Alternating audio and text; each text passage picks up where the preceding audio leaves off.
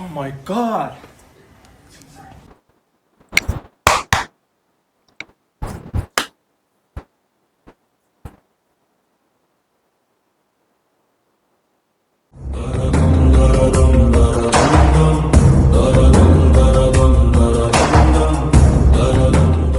అసలు నీ point of వ్యూలో ఏది బెస్ట్ పాత్, డిప్లొమానా ఫస్ట్ లేదంటే బీటెక్? నేను అందుకే బీటెక్ కంపల్సరీ అని ఎందుకు చెప్తున్నానంటే డిప్లొమా చేసిన వాళ్ళకి ప్రాక్టికల్ నాలెడ్జ్ ఎక్కువ ఎక్కువ ఉంటది అని. ఎందుకంటే ఇదే రీజన్. సో ఏం చేస్తానంటే తర్వాత ఎనీవే ఎగ్జామ్ డేట్ క్రాస్ అయిపోయింది. సో నేను వేస్ట్ చేయకుండా ఇయర్ డైరెక్ట్ ఎండి ఇంటర్వ్యూ చేస్తారు. సో నేను ఎల్ఎన్టీ రిజైన్ చేసి సెకండ్ వచ్చిన జాబ్ వెళ్ళిపోయాను. సో చెన్నైలో ఉన్న ఇంటర్వ్యూస్ కి ప్రతి ఒక్కళ్ళు ఒకటే క్వశ్చన్, మీకు ఫారెన్ ఎక్స్పీరియన్స్ ఉందా, ఫారెన్ ఎక్స్పీరియన్స్ ఉందా? ఎవరు ఫారెన్ ఎక్స్పీరియన్స్ ఫస్ట్ ఎవరో ఒకరు ఇస్తే ఎక్స్పీరియన్స్ వచ్చేది. అచీవ్ అవ్వడం అంటే మామూలుగా అచీవ్ అవ్వలేదు, జిల్లా 4th ర్యాంక్ వచ్చింది. ఇప్పుడు మేము 10th కంప్లీట్ చేసే టైంకి ఇంటర్నెట్ అనేది అసలు హ్యాండీ లేదు. విల్ప్ is like work integrated learning platform only for working professionals అనమాట. యాక్చువల్ గా డిప్లొమాతో వచ్చిన ఫస్ట్ బెస్ట్ అడ్వాంటేజ్ ఇదే అనమాట. సో మనం 10th వరకు చేయలేంది జస్ట్ 2 years లో డిఫరెన్స్ వస్తుందా అంటే కొంచెం కష్టం. డిప్లొమా చేసిన వాళ్ళకి కమ్యూనికేషన్ అనేది కొంచెం స్లోగా ఉంటుంది అని చెప్పేసి ఒక సేయింగ్ ఉంది. కరెంట్ టెక్నాలజీస్ అప్డేట్ చేసి దాని మీద సబ్జెక్ట్స్ పెడుతుంది. లైక్ సర్టిఫికేషన్స్ అనేది యాక్చువల్లీ ఏంటంటే ఒకసారి మనకి కెరీర్ స్టార్ట్ చేసిన తర్వాత సో దీంతో మనకి డిమాండ్ లో ఉన్న సర్టిఫికేషన్స్ కూడా కవర్ అయిపోయాయి. డిజైన్ ఫీల్డ్ లో ఉన్న వాళ్ళకి ఏంటంటే సాలిడ్ వర్క్ సర్టిఫికేషన్ ఉంటుంది. రిస్క్ చేశాను ఎందుకంటే ఎక్స్పీరియన్స్ ఉందా అని అడగడమే తప్ప ఎవరు ఆపర్చునిటీ ఇచ్చింది లేదు. ఇండియాలో నాకు సెక్యూర్ జాబ్ వదిలేసి మీరు మిస్టేక్ ఎప్పుడు చేయొద్దు, గుర్తుపెట్టుకో. సో అనే మరి నీకు వీసా ప్రాసెస్ నీ కెరీర్ ఎలా స్టార్ట్ అయింది? యాక్చువల్లీ మోస్ట్లీ కెరీర్ గ్యాప్ రాకుండా ఉండడానికి ట్రై చేయాలి మనం first thing. Comparatively middle east లో జాబ్ రావడానికి కొంచెం ఒక బెటర్ ఆప్షన్ అనేది చెప్పొచ్చు. అబ్రాడ్ లో జాబ్ కొట్టాలంటే ఎస్పెషల్లీ మిడిల్ ఈస్ట్ లో ఎలాంటి సర్టిఫికేషన్స్ నేర్చుకుంటే బెస్ట్? సో అందుకే మనం నెట్వర్కింగ్ అనేది బిల్డ్ చేసుకోవాలి. బేస్డ్ ఆన్ అవర్ ఎక్స్పీరియన్స్ దీన్ని మనం ఒక రోడ్ మ్యాప్ లా కన్సిడర్ చేయొచ్చు. ఇలాంటి ఒక పాత్ ఉంది అనేది ఈ వీడియో ద్వారా మనం తెలియజేద్దాం. హాయ్, నమస్తే, అస్సలం వాలేకుమ్. Welcome to my YouTube channel fast life unlock. ఎలా ఉన్నారు? ఈ రోజు ఒక స్పెషల్ వీడియో చేయబోతున్నాము. దీనికి నా ఫ్రెండ్ కైగాల సుధీర్ ఈ రోజు మన స్టూడియోలో ఉన్నారు. Please welcome him. Thank you అనయ్య, welcome to my YouTube channel. Thanks for having me. Actual గా స్టూడియో ప్లాన్ సెటప్ అంతా మా ఫ్రెండ్ ఇంట్లో చేసాం అనమాట ఈ రోజు, అండ్ పాడ్కాస్ట్ స్టైల్లో చేస్తున్నాం. We need your support always. Welcome. Okay, సరే అనయ్య, అయితే నేను చాలా పేషెంట్ గా కొన్ని క్వశ్చన్స్ అడుగుతాను. నువ్వు చాలా పేషెంట్ గా నాకు ఆన్సర్ ఇస్తే మా వ్యూవర్స్ అందరికి చాలా హెల్ప్ అవుతుంది అనమాట. పేషెంట్ గా అడగడం నీ బాధ్యత. నువ్వు అడిగిన తర్వాత ఎలా చెప్పాలో నేను ఆలోచించి నేను చెప్తాను. Thank you. So first of all వచ్చేసి మన టైటిలే డిప్లొమా ఆర్ బీటెక్ అని పెట్టాం కదా. సో అసలు నీ పాయింట్ ఆఫ్ వ్యూలో ఏది బెస్ట్ పాత్, డిప్లొమానా ఫస్ట్ లేదంటే బీటెక్? ఫైనాన్షియల్ గా ఎఫోర్డబుల్ ఉన్న వాళ్ళకైతే ఖచ్చితంగా నేనైతే బీటెక్ చెప్తాను. లేదు ఫైనాన్షియల్ గా మేము అంత బీటెక్ చదవలేము అనుకుంటే కనుక diploma is the best choice. ఎందుకంటే అది 2 years ఇంజనీరింగ్ అయ్యే ఎక్స్పెన్సెస్ తో నీకు టోటల్ డిప్లొమా అయిపోతుంది అండ్ జాబ్ సెర్చెస్ కూడా నీకు ఈజీగా దొరుకుతాయి. కాకపోతే బీటెక్ అయిన తర్వాత వెంటనే వచ్చే సాలరీస్ దీంట్లో రాకపోవచ్చు, బట్ డెఫినెట్ గా జాబ్ ఆపర్చునిటీస్ అయితే ఉంటాయి. సో నా first preference BTech if affordable. లేదు అంటే కనుక diploma is the best choice. Okay, మనం వీడియో చేస్తుంది కూడా ఏంటంటే ఒక యావరేజ్ స్టూడెంట్ ని అండ్ ఫైనాన్షియల్ గా కూడా యావరేజ్ గా ఉండేవాడిని మెంటల్ పెట్టుకునే చేస్తున్నాం. కాబట్టి ఇప్పుడు నా ఛానల్లో నేను చెప్పే వీడియోస్ కూడా ఆ ఇంటెన్షన్ తోనే స్టార్ట్ చేస్తాను అనమాట. ఎందుకంటే ఒక బ్రిలియన్స్ స్టూడెంట్ మనం చెప్పాల్సిన పని లేదు, వాళ్ళు ఏదో చూసుకుంటారు. కొంతమందికి ఏంటంటే ఎవరైనా చెప్తే బాగుండు అని చెప్పేసి వెయిట్ చేస్తారు. సో అలాంటి వాళ్ళ కోసం అంటే ఒక యావరేజ్ గా ఉండే స్టూడెంట్స్ అండ్ మోటివేషన్ గా ఉంటారు. మనం ఏదో చేయాలి, ఏదో సాధించాలి లైఫ్ లో అని చెప్పేసి చాలా మంది ఉంటారు. సో అలాంటి వాళ్ళ కోసం మనం మోటివేట్ చేయడం కోసమే చేస్తున్నాం. కాబట్టి నేను కూడా ఏమంటానంటే ఇలాంటి ఒక పాత్ ఉంది అనేది ఈ వీడియో ద్వారా మనం తెలియజేద్దాం. ఓకే, ఇప్పుడు నువ్వు అడిగిన క్వశ్చన్ లో ఎగ్జాక్ట్ గా నేను ఫేస్ చేసిన ఇష్యూ ఉంది. ఏమైందంటే ఇది వరకు మనకి ఇంటర్నెట్ చేతిలో ఉండేది కాదు, మొబైల్స్. ఇప్పుడు మేము 10th కంప్లీట్ చేసే టైంకి ఇంటర్నెట్ అనేది అసలు హ్యాండీ లేదు, మనం యూజ్ చేయలేకపోయాం. లేదు, డెఫినెట్లీ లేదు. యూజ్ చేయాలంటే ఈవెన్ పక్క ఊరికి వెళ్ళి నెట్ యాక్సెస్ చేయాల్సినంత ఇది ఉండేది, యాక్సెసిబిలిటీ తక్కువ ఉండేది. సో ఫ్యామిలీ కూడా అంత వెల్ ఎడ్యుకేటెడ్ కాదు, బట్ ఎవరికి కూడా ఐడియా లేదు ఏంటి 10th తర్వాత డిప్లొమా కంటూ ఒక ఎంట్రన్స్ టెస్ట్ ఉంటది అన్న విషయం కూడా నాకు తెలియదు అప్పుడు. సో ఏం చేశానంటే తర్వాత ఎనీవే ఎగ్జామ్ డేట్ క్రాస్ అయిపోయింది. సో నేను వేస్ట్ చేయకుండా ఇయర్ ఏం చేస్తానంటే ఇంటర్ వొకేషనల్ కోర్స్ అని ఒకటి ఉంటుంది. ఆ వొకేషనల్ కోర్స్ లో జాయిన్ అయితే కనుక ఆ 2 years అయిన తర్వాత ఎలా అయితే డిప్లొమా 3 years కంప్లీట్ అయిపోయిన తర్వాత BTech second year lateral entry ఉంటుందో సేమ్ ఇలాగే వొకేషనల్ కోర్స్ చేసిన తర్వాత కూడా డిప్లొమాకి డైరెక్ట్ గా సెకండ్ ఇయర్ లేటరల్ ఎంట్రీ ఉంటుందని తెలుసుకున్నాను నేను తర్వాత. సో ఏంటంటే ఇయర్ వేస్ట్ అవ్వకుండా నేను ఇంటర్ లో జాయిన్ అయ్యాను, వొకేషనల్ కోర్స్ తీసుకున్నాను. వొకేషనల్ కోర్స్ లో కూడా there are lots of types of subjects అన్నమాట. నేను చూస్ చేసుకున్న ఆటోమొబైల్, మన ఇంట్రెస్ట్ ఆటోమొబైల్స్ కాబట్టి ఆటోమొబైల్స్ తీసుకున్నాను. అక్కడ కంప్యూటర్ సైన్స్ ఉంది, ఎలక్ట్రానిక్స్ ఉంది, ఎలక్ట్రికల్స్ ఉంది, చాలా ఉన్నాయి. నేను జాయిన్ అయింది ఆటోమొబైల్. ఎందుకంటే ఫర్దర్ గా నేను డిప్లొమా చేయాలనుకున్నది కూడా ఐదర్ ఆటోమొబైల్ ఆర్ మెకానికల్ అనే అనుకున్నాను. సో నేను ఇయర్ వేస్ట్ చేయకుండా ఇంటర్ జాయిన్ అయ్యి ఇంటర్ లో మళ్ళీ బెస్ట్ స్కోర్ చేసుకుని దాని నుంచి డిప్లొమాలో మళ్ళీ నాకు లేటరల్ ఇంటర్ లో చాలా లిమిటెడ్ సీట్స్ ఉంటాయి, 5% సీట్స్ ఉంటాయి. దాంట్లో ఇప్పుడు గవర్నమెంట్ కాలేజ్ లో రావాలి అంటే బెస్ట్ స్కోర్ రావాలి. సో దానికి నేను అచీవ్ అయ్యాను. నాకు గవర్నమెంట్ కాలేజ్ లో నాకు డిప్లొమా అచీవ్ అవ్వడం అంటే మామూలుగా అచీవ్ అవ్వలేదు. జిల్లా 4th ర్యాంక్ వచ్చింది ఇంటర్ లో వొకేషనల్ కోర్స్, జిల్లా 4th ర్యాంక్ వచ్చింది. అండ్ ర్యాంక్ డిప్లొమాకి జిల్లా 5th కదండి సెకండ్ ఇయర్. డిప్లొమా సీట్ చూస్ చేసుకోవడానికి అంటే ఇంకా ఎంట్రన్స్ ఎగ్జామ్ ఏమి ఉండదు కదా, ఓవరాల్ 2 years అగ్రిగేట్ స్కోర్ మీద మనకి కౌన్సిలింగ్ లో స్కోర్ ఇస్తారు. ఆ స్కోర్ నాకు 5th ర్యాంక్ వచ్చింది అనమాట. సో మనం బేసికల్లీ బీటెక్ డిప్లొమా అనే ఈ పాత్ గురించి మాట్లాడడానికి స్టార్ట్ చేసాం కదా video. Basically diploma or BTech కాదు, వొకేషనల్ నుంచి కూడా మనం వెళ్ళొచ్చు అనేది మా ఫ్రెండ్ ప్రూవ్ చేశాడు. ఎందుకంటే మనకు తెలియదు, ఆ టైంలో నాకు తెలియదు. తను చూస్ చేసుకున్న తర్వాత వెళ్ళి వచ్చిన తర్వాత నాకు అర్థమైంది. So vocational plus diploma plus BTech. So ఈ పాత్ గురించి చాలా మంది తెలియకపోవచ్చు. సో ఈ వీడియో ద్వారా దాన్ని మనం వ్యూవర్స్ కి తెలియపరచాలనుకుంటున్నాం. సో అది మెయిన్ పర్పస్. నేను యాక్చువల్లీ బీటెక్ గురించి మెన్షన్ చేయలేదు, బట్ నువ్వు ఆల్రెడీ కంటిన్యూ చేశావు కాబట్టి నేను ఇప్పుడే చెప్తున్నా. నేను ఇప్పుడు యాక్చువల్లీ బీటెక్ కూడా చేస్తున్నాను త్రూ బిట్స్ పిల్లని విల్ప్ అని చెప్పి ఒకటి ఉంది సెపరేట్ గా. విల్ప్ is like work integrated learning platform only for working professionals అనమాట. సో డిప్లొమా చేసిన తర్వాత ఏంటి, నేను అందుకే బీటెక్ కంపల్సరీ అని ఎందుకు చెప్తున్నానంటే ఇప్పుడు వచ్చే ప్రతి జాబ్స్ బీటెక్ అడుగుతున్నాను. అలాగే డిప్లొమా వాళ్ళకి జాబ్స్ రావని కదా వస్తాయి, కానీ ఏంటంటే కెరీర్ గ్రోత్ అక్కడతో ఆగిపోకూడదు. కాబట్టి మన కెరీర్ పాత్ ఎప్పుడు కంటిన్యూస్ లెర్నింగ్ పాత్ ఉండాలి. సో ఏంటంటే ఒకవేళ మీరు డిప్లొమా జాబ్ లో జాయిన్ అయినా కూడా ఇమీడియట్ గా there are lots of ways మనం సెట్ చేసుకోవాలి. ఇప్పుడు నేను చేసింది ఏంటంటే BITS Pilani WILP is the best option అనమాట. ఎవ్రీ వీకెండ్ క్లాసెస్ అవుతాయి, only exams also will conduct on weekends only. Okay great. So మీకు ఎక్కడ కెరీర్ గ్యాప్ అనేది ఉండదు. ఐ మీన్ ప్రొఫెషనల్ గా మీరు జాబ్ కంటిన్యూ చేస్తూ కూడా కెరీర్ కూడా మీరు గ్రోత్ చేసుకోవచ్చు.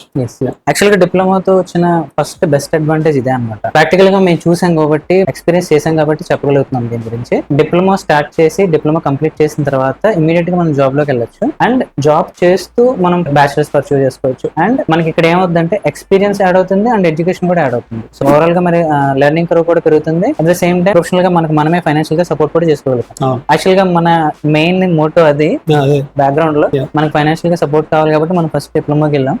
ఐ మీన్ నేను వచ్చేసి నాన్నగారు ఎడ్యుకేషన్ లోను సపోర్ట్ చేయడం వల్ల నేను డైరెక్ట్ అప్పుడు నీకేంటంటే అప్పుడు నువ్వు ఆ పాత్ చూస్ చేసుకున్నా నేమో ఇంటర్కి వెళ్ళిపోయాను, అంటే బ్లైండ్ గా ఇంటర్ లోకి వెళ్ళిపోయాను.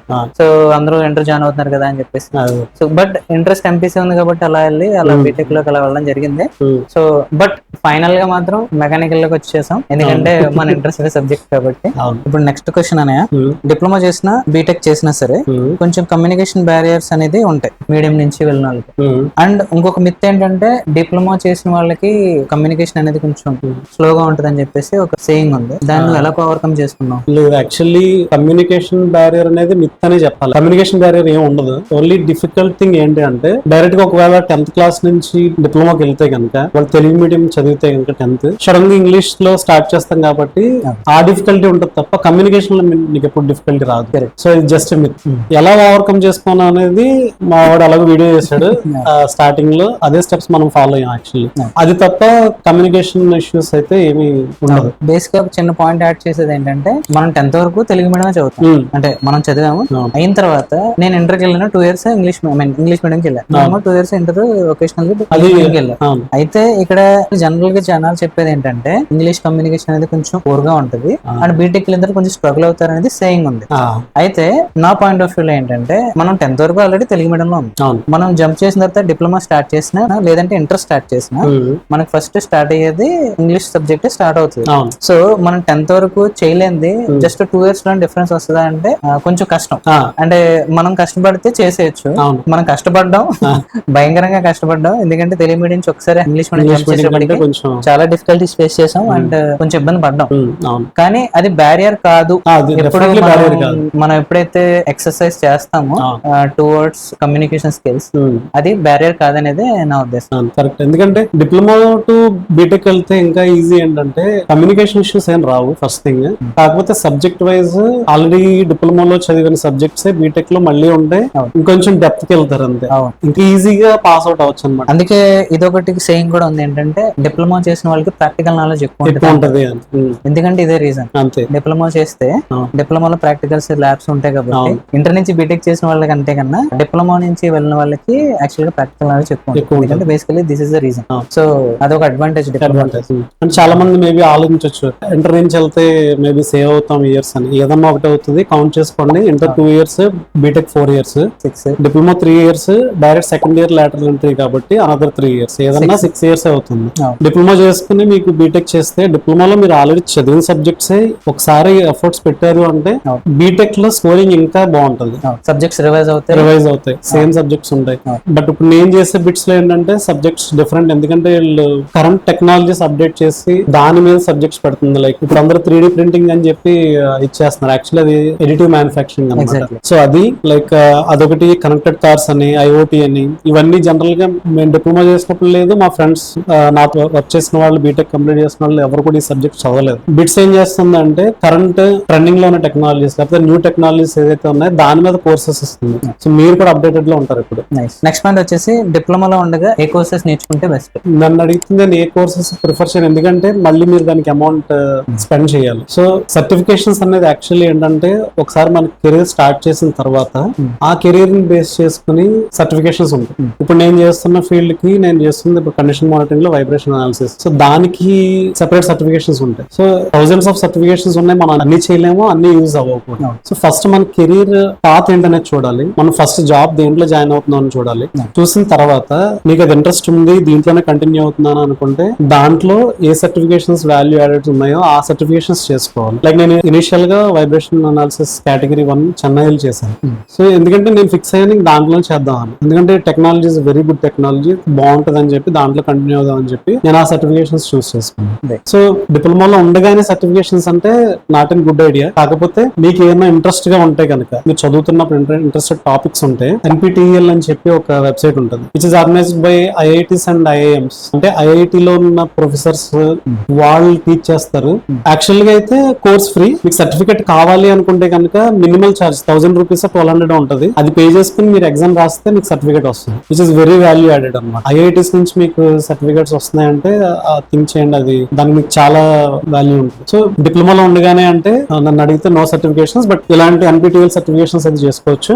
వన్స్ కెరీర్ పాత్ సెట్ చేసుకున్న తర్వాత ఆ పర్టికులర్ కెరీర్ లో ఏ సర్టిఫికేషన్స్ అయితే ఉన్నాయో మీకు ఆటోమేటిక్ గా తెలుస్తుంది. కాబట్టి అప్పుడు సర్టిఫికేషన్స్ చేసుకుంటే it's very well value added.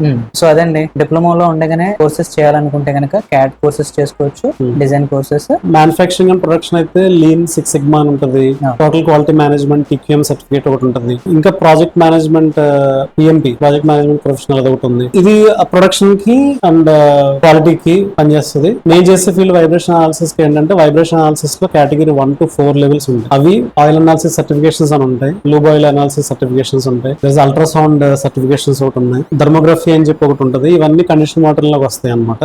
Remaining వచ్చేసి ఒకవేళ రిలయబిలిటీకి వెళ్ళాలి అంటే CMRP SMRP అని ఉంటాయి, certified reliability and maintenance professional అని చెప్పి అది ఉంటుంది. రిలయబిలిటీ పాత్ వెళ్ళే వాళ్ళకి ఆ certification very well value added అనమాట. సో దీంతో మనకి డిమాండ్ లో ఉన్న సర్టిఫికేషన్స్ కూడా కవర్ అయిపోయాయి. నేను ఇప్పుడు ఏదైతే చెప్పానో PMP CMRP SMRP vibration analysis oil analysis thermography ultrasound 6 Sigma lean TQM ఇవన్నీ కరెంట్ రన్నింగ్ లో ఉన్న సర్టిఫికేషన్స్ అన్ని. అయితే ఈ సర్టిఫికేషన్స్ వచ్చేసి మనకి జాబ్ లో ఉన్న వాళ్ళు చేస్తే బెటర్. ఎందుకంటే మనం కాలేజ్ లో ఉన్నప్పుడు మనకి ఇంత టైమింగ్ దొరకదు అండ్ PMP సర్టిఫికేషన్స్ కాలేజ్ లో వాళ్ళకి కాదు. సుధీర్ ఉద్దేశం కూడా అదే, ఏంటంటే మనం జాబ్ లో జాయిన్ అయిన తర్వాత ఈ సర్టిఫికేషన్స్ చేసుకుంటే మనకి కెరీర్ మనం ప్లాన్ చేసుకోవచ్చు. మెయిన్ గా కాలేజ్ లో ఉన్నప్పుడు చేసేది మాత్రం మనకి CAD కోర్సెస్ ఉంటాయి అండ్ NPTEL. ఎందుకు చెప్తున్నానంటే ఈ సర్టిఫికేషన్స్ వెరీ కాస్ట్లీ అనమాట.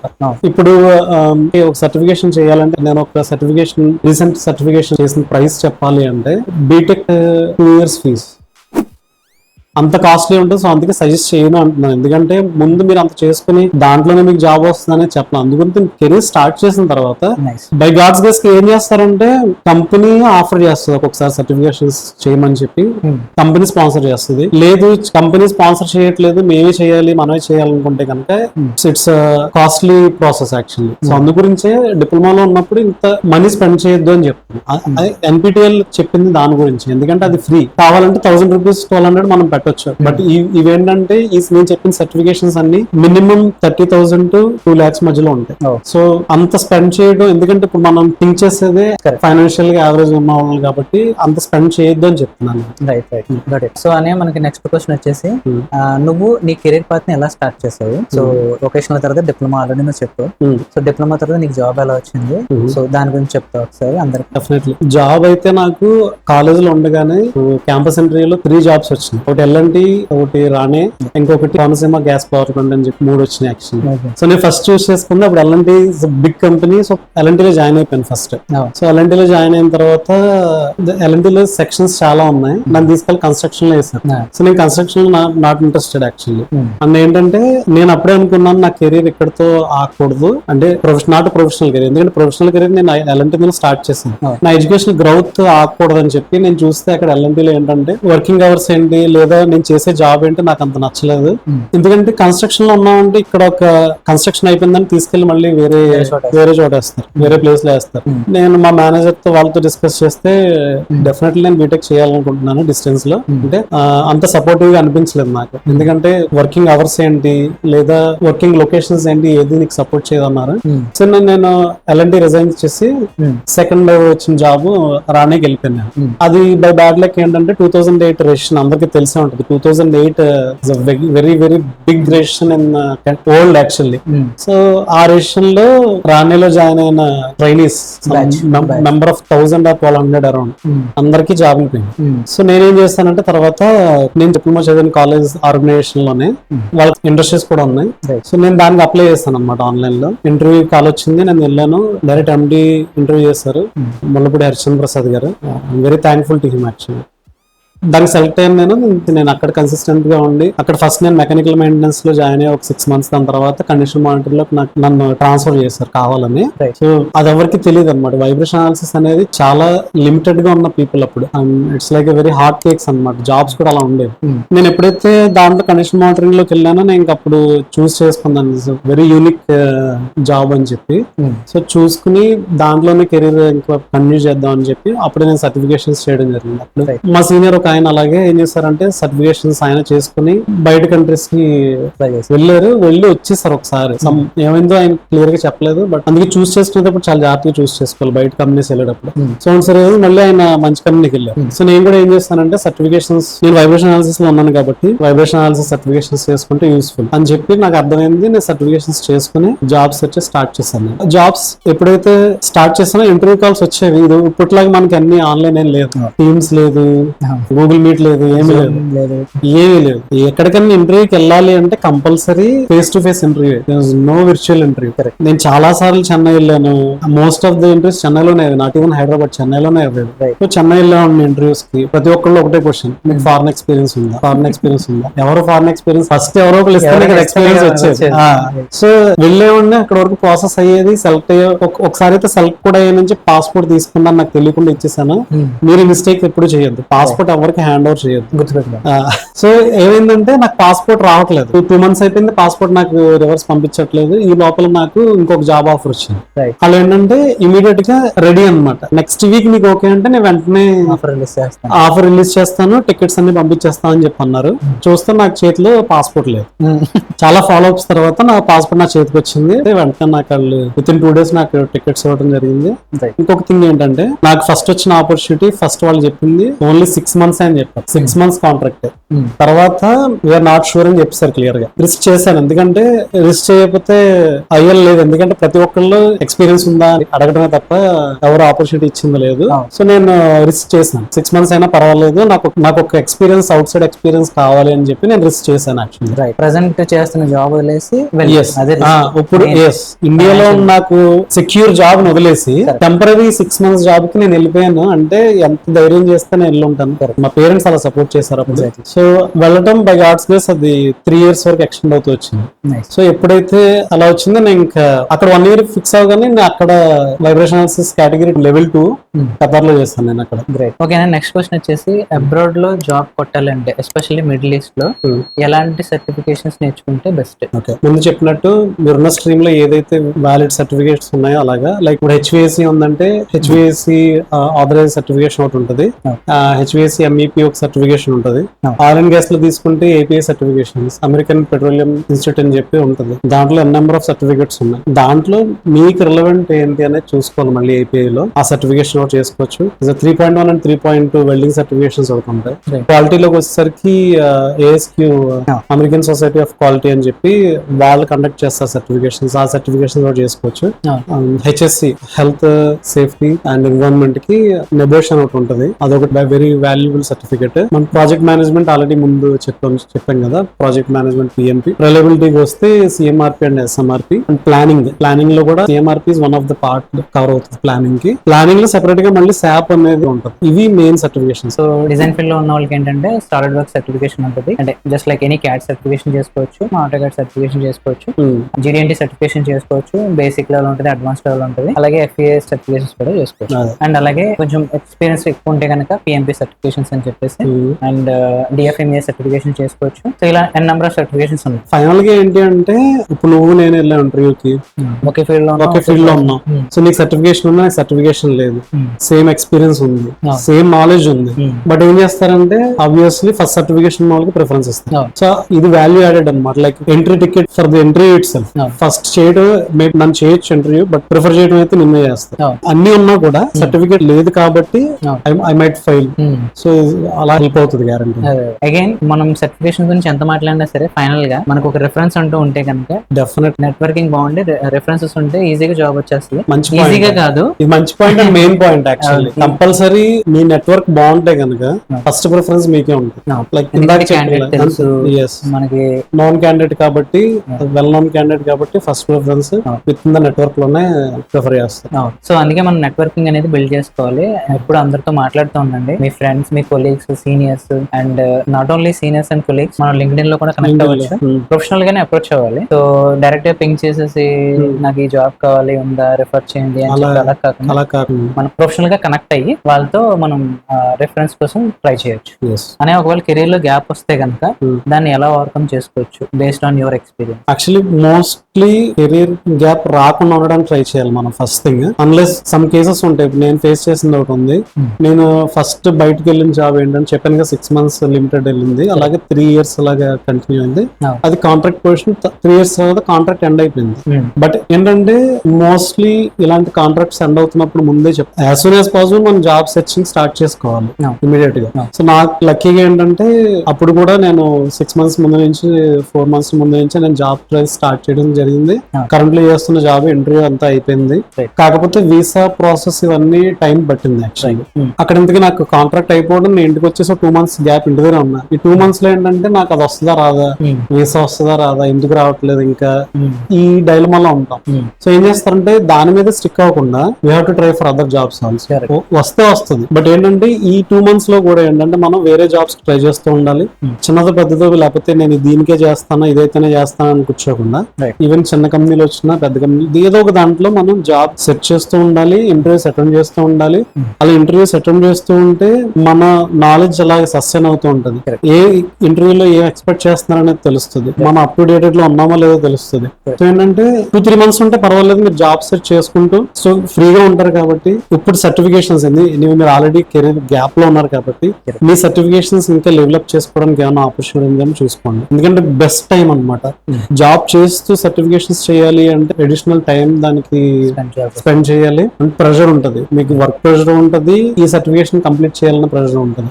సో ఈ కెరీర్ గ్యాప్ లో ఉన్నప్పుడు మీ సర్టిఫికేషన్స్ కొత్తగా చేయాల్సినవి అయినా పర్వాలేదు, లేదా ఉన్న సర్టిఫికేషన్స్ డెవలప్ చేసుకోవడానికైనా పర్వాలేదు, బెస్ట్ టైం అనమాట. సో దట్ ఆ సర్టిఫికేషన్ చేస్తున్నప్పుడు మీరు మళ్ళీ అన్ని రీలెర్నింగ్ చేస్తారు కాబట్టి ఇంటర్వ్యూస్ క్రాక్ చేయడం కూడా ఈజీ అవుతుంది. సో అగైన్ ఫ్రీ కోర్సెస్ ఏంటి, పెయిడ్ కోర్సెస్ ఏంటి, ఏదైతే మీరు ఎఫర్ట్ చేయగలరో అది చూసుకుని ఆ సర్టిఫికేషన్స్ కోర్సెస్ చేయడం, పక్కన మళ్ళీ ఇంటర్వ్యూస్ అటెండ్ చేస్తూ ఉండడం బెస్ట్ థింగ్. అండ్ ఇంకొకటి ఈ కెరీర్ గ్యాప్ టైంలో మనం చేసే సర్టిఫికేషన్స్ కోర్సెస్ ని మనం ఫ్రీలాన్స్ ఫ్రీలాన్సింగ్ చేసాం ఈ టైంలో అని చెప్పి చెప్పుకోవచ్చు మనం. ఇప్పుడు Yeah. జనరల్ గా బయట కంపెనీ వేరే కంపెనీలు అడిగారు అనుకో, ఈ 2 months 3 months ఏం చేశాను అంటే నేను ఆ 2-3 months లో నేను ఫ్రీలాన్సింగ్ జాబ్ Freelancing చేశాను, చేసుకోవచ్చు. డైరెక్ట్ గా ఏ కంపెనీకి వర్క్ చేయలేదు, బట్ ఫ్రీలాన్సింగ్ లాగా చేశాను అని చెప్పి చెప్పుకోవచ్చు. సో మనం మాట్లాడిన ఈ సర్టిఫికేషన్ కోర్స్ అన్ని కూడా ఇంటర్నేషనల్లీ వ్యాలిడ్ అయినప్పటికీ మిడిల్ ఈస్ట్ కంట్రీస్ అయితే కనుక వీసా ప్రాసెస్ అనేది ఫాస్ట్ గా అవుతుంది. కానీ మిడిల్ ఈస్ట్ కాకుండా అదర్ కంట్రీస్ చూస్తే కనుక సర్టిఫికేషన్ ఉన్నా సరే వర్క్ వీసా అని చెప్పి, లేదంటే ఇంగ్లీష్ ప్రొఫిషియన్సీ సర్టిఫికేషన్ అని చెప్పి, అలాగే జర్మన్ సర్టిఫికేషన్ కోర్సెస్ అని చెప్పేసి, లాంగ్వేజ్ బేసికల్లీ లాంగ్వేజ్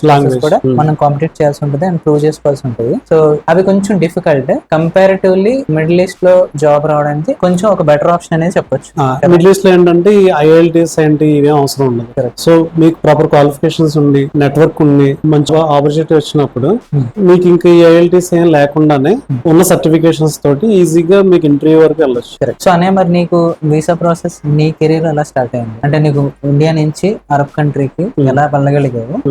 నీ వీసా ప్రాసెస్ ఎలా జరిగింది? వీసా ప్రాసెస్ జనరల్ ఏంటంటే ముందు నువ్వు మెన్షన్ చేసినట్టు ఎనీ అదర్ కంట్రీస్ కి ఉన్న డిఫికల్టీస్ మిడిల్ ఈస్ట్ లో వీసాకి అంత డిఫికల్టీ ఏం లేదు. జస్ట్ మన పాస్పోర్ట్ కాపీ పంపిస్తే చాలు వాళ్ళు వీసా ప్రాసెస్ చేయొచ్చు, అంత సింపుల్. అండ్ ఏంటంటే మనం వీసా అప్లై చేయడానికి ఏం లేదు, company organization itself they will process the visa from their side. Sponsorship వాళ్ళే చేస్తారు, వాళ్ళే వీసా ప్రాసెస్ చేస్తారు, వాళ్ళే వీసా పంపిస్తారు. సో దాంట్లో మన డిఫికల్టీ కూడా ఉండదు. వాళ్ళు అడిగిన డాక్యుమెంట్స్ మనం సబ్మిట్ చేయడం అంతే.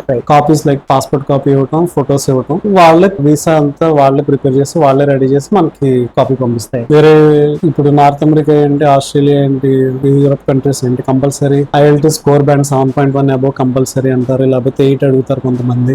సో ఈ మిడిల్ ఈస్ట్ కి ఏంటంటే ఆ ఫ్లెక్సిబిలిటీ ఉంటుంది అన్నమాట. అనే మరి మిడిల్ ఈస్ట్ లోకి వచ్చేటప్పటికి ఎలాంటి డొమైన్స్ డిమాండ్ లో ఉన్నాయి? కరెంట్ డామినెంట్ లో ఉన్న డొమైన్స్ ఏంటి అంటే health and safety, industry 4.0 and renewable energy, AI&ML, artificial intelligence and machine learning, వీటి మీద బాగా ఎక్కువ ఉన్నాయి. ఇంకొకటి ఏంటంటే ఎస్పెషల్లీ మిడిల్ ఈస్ట్ లో ఇప్పుడు అటానమస్ డ్రైవింగ్ మీద బాగా కాన్సన్ట్రేట్ చేస్తుంది. So like connected cars, autonomous cars, దాని రిలేటెడ్ ప్రోగ్రామింగ్స్ ఇవన్నీ కూడా. అండ్ ప్లానింగ్ ఒకటి, డేటా సైన్స్ ఒకటి, మాస్టర్ డేటా ఒకటి కూడా లీడింగ్ లో ఉన్నాయి అన్నమాట. ఇప్పుడు నేను చేసేది కూడా డిమాండ్ లో ఉంది, బట్ కాంపిటీషన్ కూడా అలాగే ఉంది. కాంపిటీషన్ అనేది కామనే, వెళ్ళినా కామనే. సో మనం ఎంతవరకు గ్రాస్ప్ చేసుకుంటున్నాం, మనం ఎంతవరకు ప్రొజెక్ట్ చేస్తాం అనేది ఇంపార్టెంట్. అండ్ నా సజెషన్ ఏంటంటే బీటెక్ వచ్చేటప్పటికి ఇంటర్ అయిన తర్వాత ఇమీడియట్ గా ఎంసెట్ రాస్తాం కదా, రాసినప్పుడు ద బెస్ట్ ఇవ్వండి మీరు ఫస్ట్. ఎందుకంటే ఫస్ట్ అటెంప్ట్ ని క్లియర్ చేసుకునేలా ప్లాన్ చేయండి. సో దట్ ఏంటంటే ఇమీడియట్ గా మీరు ఇంజనీరింగ్ వెళ్ళిపోవచ్చు. లేదు అంటే లాంగ్ టర్మ్ కి వెళ్ళినప్పుడు ఏమవుతుందంటే మీరు 1 year స్పెండ్ చేస్తారు లాంగ్ టర్మ్ లో, అండ్ అన్ఫార్చునేట్లీ ఎగ్జామ్ టైమ్ లో మీరు ప్రాపర్ గా ఎగ్జామ్ క్లియర్ చేయలేకపోయినా, లేదంటే సరిగ్గా అటెంప్ట్ చేయలేకపోయినా మీరు స్పెండ్ చేసిన 1 year అంతా వేస్ట్ అవుతుంది. సో అలా కాకుండా మీరు ఫస్ట్ స్టెప్ బెస్ట్ స్టెప్ ఇచ్చారు అనుకోండి, నెక్స్ట్ ఇమీడియట్ గా మీరు ఇంజనీరింగ్ కోర్స్ కి జాయిన్ అయిపోవచ్చు. ఇప్పుడు కన్క్లూజన్. సో అదండి, బేస్డ్ ఆన్ అవర్ ఎక్స్పీరియన్స్ దీన్ని మనం ఒక రోడ్ మ్యాప్ లా కన్సిడర్ చేయొచ్చు. ఎలా అంటే డిప్లొమా తర్వాత బీటెక్, డిప్లొమా చేసి బీటెక్ వెళ్ళడం వల్ల మీరు జాబ్ చేస్తారు, అట్ ద సేమ్ టైం మీరు బీటెక్ పర్సూ చేసుకుంటూ ఉంటారు, అండ్ మీరు ఇంట్రెస్ట్ గా ఉంటే ఎంటెక్ కూడా చేసుకోవచ్చు. దీని ద్వారా ఏమవుతుందంటే మీకు ఎక్స్పీరియన్స్ గెయిన్ అవుతారు, at the same time me knowledge gain అవుతుంది. సో మీ కెరీర్ గ్రోత్ కూడా చాలా బాగుంటుంది అనమాట. సో ఇది వన్ ఆఫ్ ద ఆప్షన్. ఇప్పుడు యాడ్ చేస్తున్నాను. యాక్చువల్లీ మీరు ఎప్పుడైతే బీటెక్ డిస్టెన్స్ చేద్దాం అని డిసైడ్ అయ్యారో, రికగ్నైజ్డ్ ఇన్స్టిట్యూట్ కాదా అనేది బాగా చూసుకోండి. ఎందుకంటే కొన్ని ఉన్నాయి చాలా,